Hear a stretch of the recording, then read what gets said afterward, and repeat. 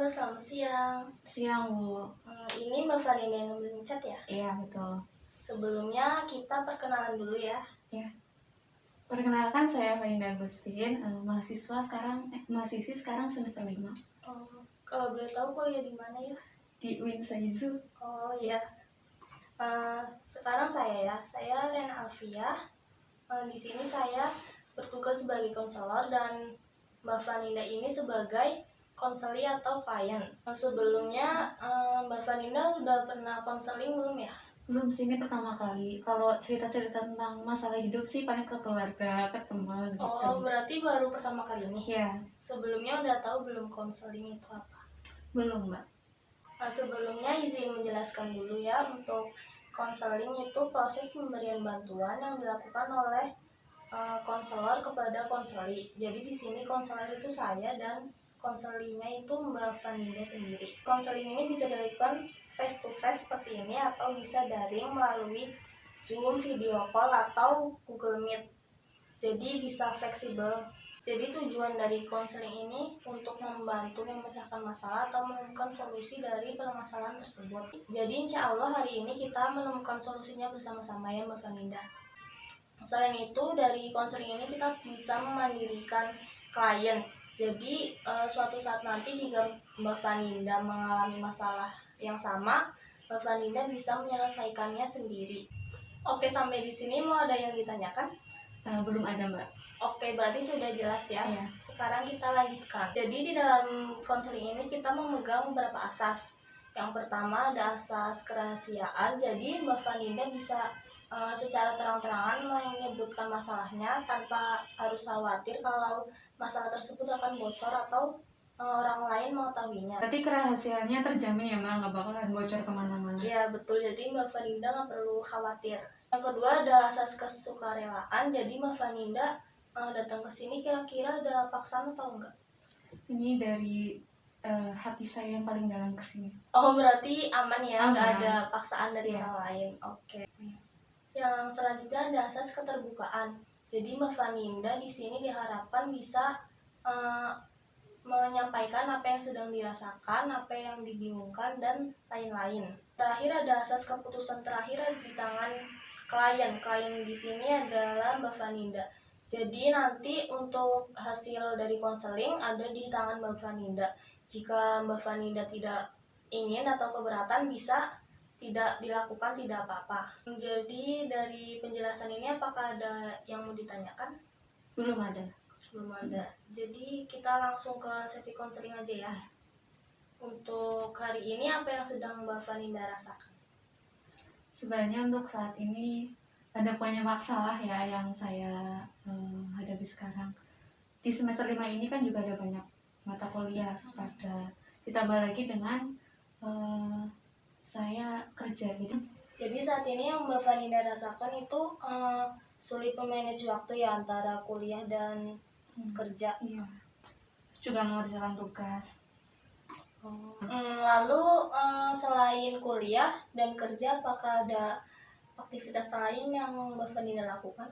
Ya, jadi saya kuliah juga sambil mondok karena di UIN itu kan ada pondok mitra. Jadi saya juga mondok di Alvira. Terus ditambah lagi dengan kegiatan yang lain, misalnya belajar kelompok, terus kerja gitu. Jadi sulit membagi waktu antara mana waktu yang buat kerja, mana waktu buat mengerjakan tugas gitu. Apakah peraturan di pondok juga ketat atau enggak? Sebenarnya nggak menyulitkan, cuma kalau malam itu kan udah capek udah kerja, tapi nanti malamnya ada ngaji, ada lamaran atau pengerjaan gitu. Jadi rasanya capek, jadi ujung-ujungnya malas kalau mengikuti kegiatan di pondok. Untuk Mbak Vinda kan merasa keteteran ya berarti ya. Itu dimulai sejak semester berapa kira-kira? Ini baru di semester 5. Di semester sebelumnya itu saya masih merasa up aja karena belum mulai kerja juga. Terus ditambah dengan tekanan dari matkul-matkul sekarang kan sekarang kan semester 5, jadi jelas mata kuliahnya itu tingkatannya berbeda dengan semester sebelumnya. Di semester 5 ini kayak ada mata kuliah seminar proposal, jadi kan di situ suruh menemukan masalah, nanti dibuat judul, Nah kalau bisa, kalau itu udah menemukan masalah dan judul, diajukan ke fakultas gitu. Jadi kan membuat beban tersendiri buat saya gitu. Untuk kerja berarti Mbak Vaninda part time ya?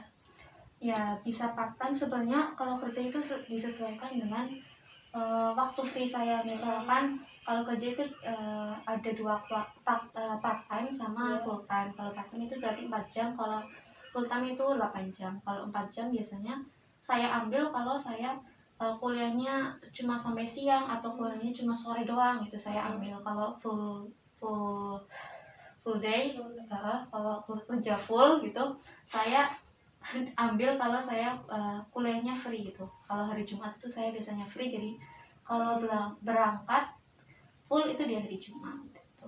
Jadi menurut Mbak Vaninda, kerja part time ini mengganggu waktu kuliah sama pondok Mbak Vaninda nggak?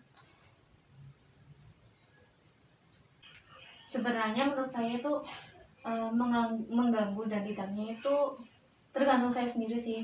Saya merasa terganggu kalau saya justru kalau nggak berangkat nggak berangkat terus menerus, saya nggak enak sama bosnya gitu. Ya, sebenarnya terganggunya itu karena saya sendiri. Sebenarnya itu jadi terganggu karena saya sendiri. Jadi yang sebenarnya kerja itu membebaskan aku berangkatnya kapan aja, sefree-nya aku itu. Tapi karena aku nggak enak sama bosnya, karena misalnya dalam 1 minggu itu aku padet uh, kuliah sama nugas, jadinya nggak berangkat nih dalam 1 minggu itu, jadinya kan aku nggak enak. Ini dalam 1 minggu kok aku nggak berangkat terus gitu, jadinya aku kadang memaksakan berangkat itu karena nggak enak itu. Tapi apakah dari bosnya berarti ya ada kayak maksa gitu Pak dibebaskan? Nggak memaksa sama sekali, karena kesepakatan dari awal itu kerja itu di waktu free-nya aku aja gitu, jadi nggak ada paksaan dari tempat kerja.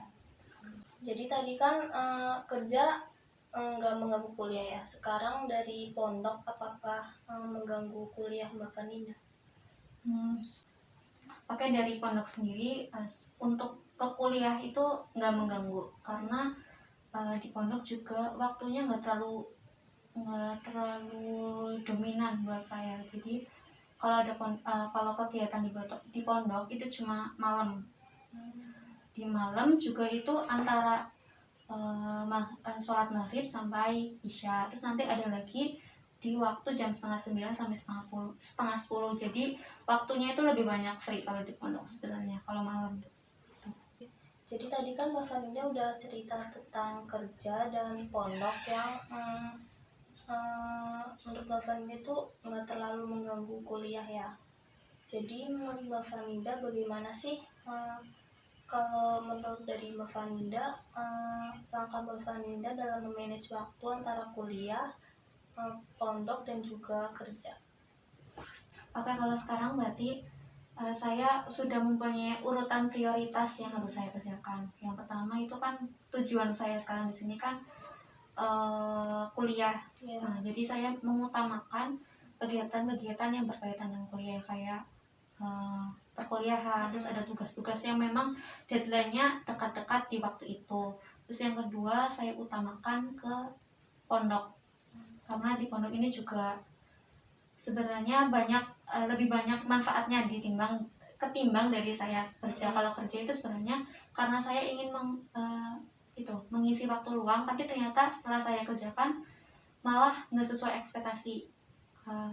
Karena di semester ini lebih banyak matkul-matkul yang membutuhkan waktu banyak, jadinya nggak sesuai ekspektasi dari awal, yang seharusnya kerja itu buat mengisi waktu luang saya. Jadi prioritas itu saya urutkan, yang pertama buat kuliah, terus yang kedua buat di pondok, kegiatan pondok, yang ketiga buat kerja kalau ada waktu luang. Tapi tetap saja saya masih merasa kurang bisa mengatur gitu. Apakah Mbak Vaninda pernah membuat schedule gitu, misal untuk kuliah nanti ada tugasnya apa ditulis, habis itu pondok ditulis ngapain kayak gitu, apakah pernah? nggak pernah. Oh, nggak pernah. Nggak pernah. Mungkin Mbak Faninda nanti bisa buat schedule ya antara kuliah, pondok, dan juga kerja. Mungkin itu bisa membantu Mbak Faninda untuk memudahkan manage waktu antara kepentingan yang paling utama dan yang masih bisa dikesampingkan. Kayak kerja kan nggak harus satu minggu itu harus kerja gitu kan. Ya sebenarnya dari kurangnya saya bisa memanage waktu itu salah satu dari masalah yang saya hadapi sekarang, karena saya merasa intinya pada dasarnya saya itu merasa belum dewasa di umur saya yang sekarang 20 tahun, terus udah kuliah semester 5 itu. Jadi saya masih belum merasa dewasa. Yang pertama itu saya belum bisa manage waktu. Yang kedua saya masih merasa belum bisa tanggung jawab. Yang ketiga belum bisa, masih sering menghindari masalah gitu, bukannya menghadapi malah menghindari. Terus saya juga,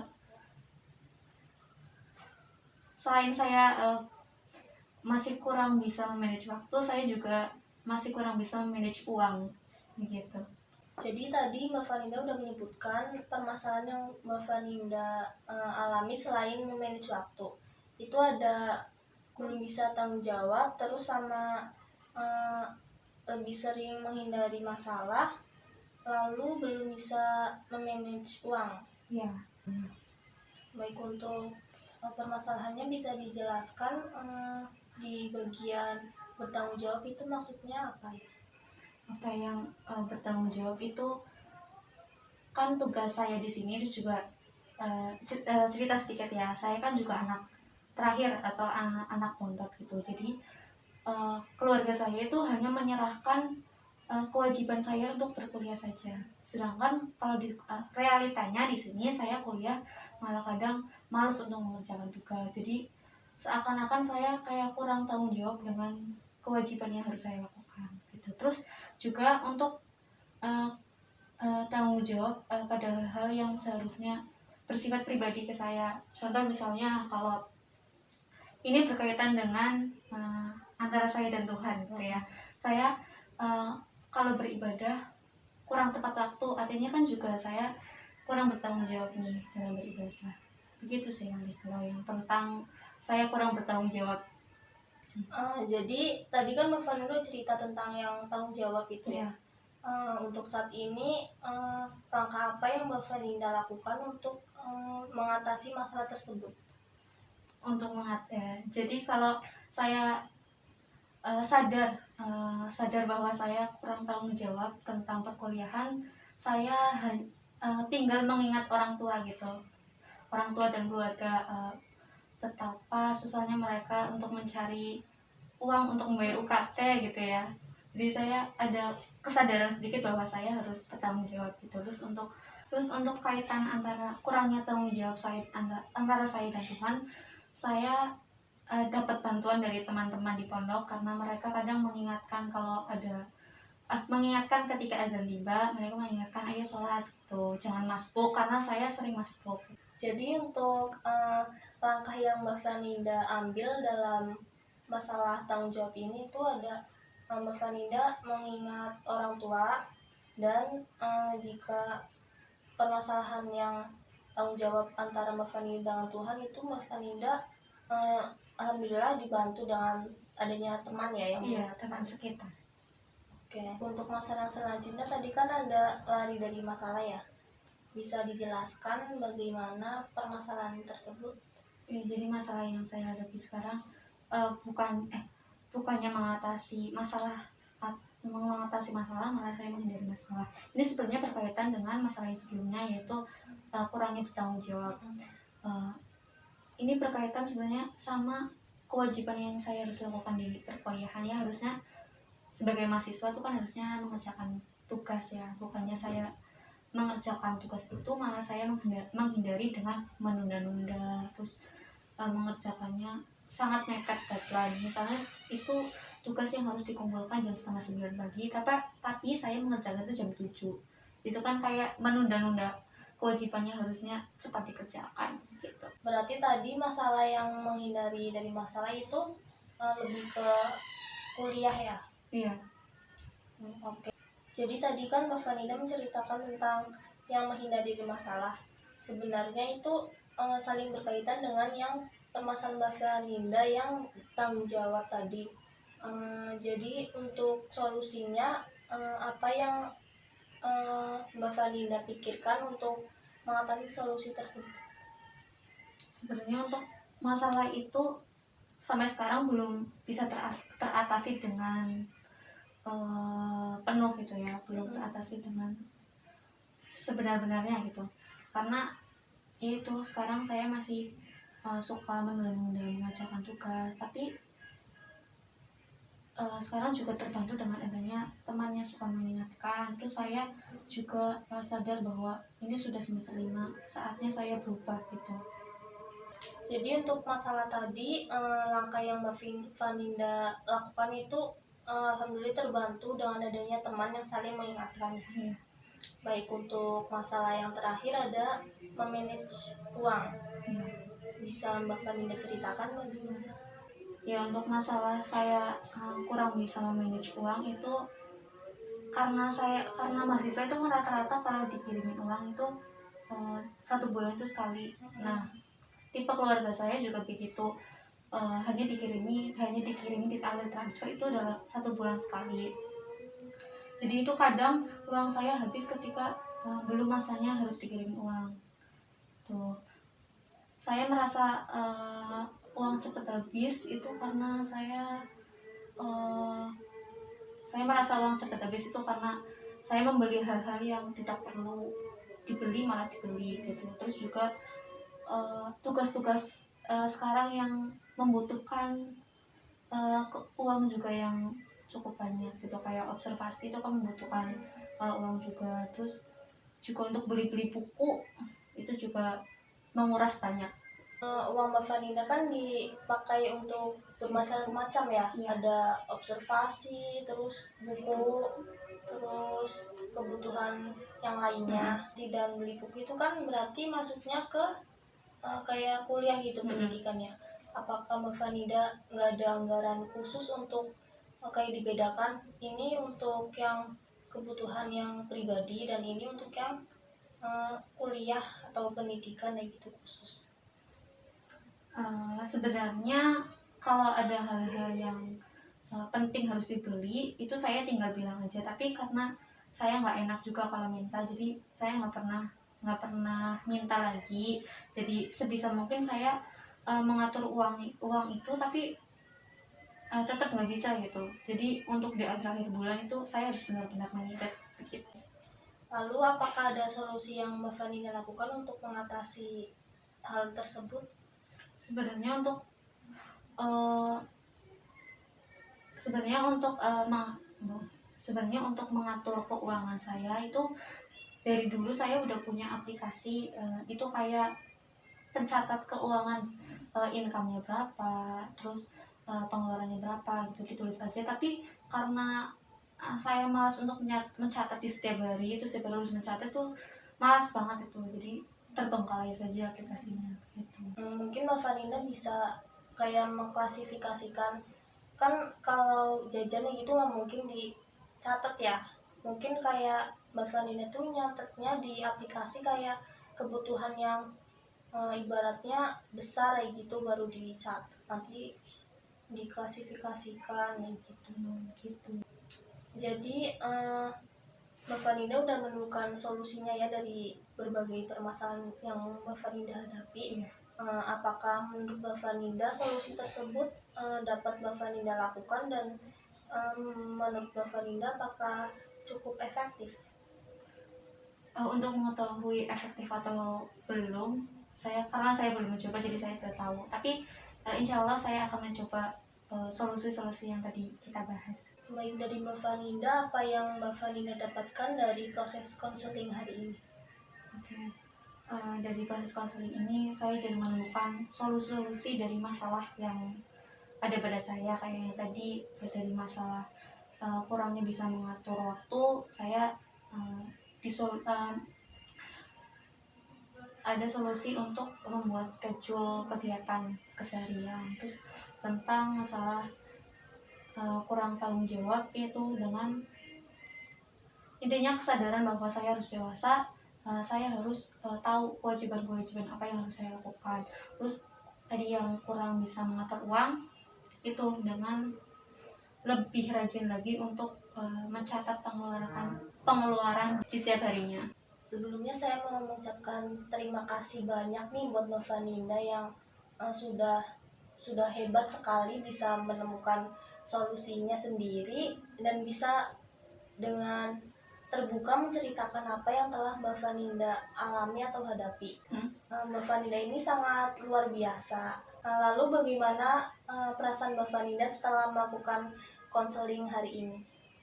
Ya, setelah sesi konseling ini saya merasa lega karena bisa menceritakan masalah-masalah dalam kehidupan saya. Terus saya juga merasa ada yang mau mendengarkan cerita saya.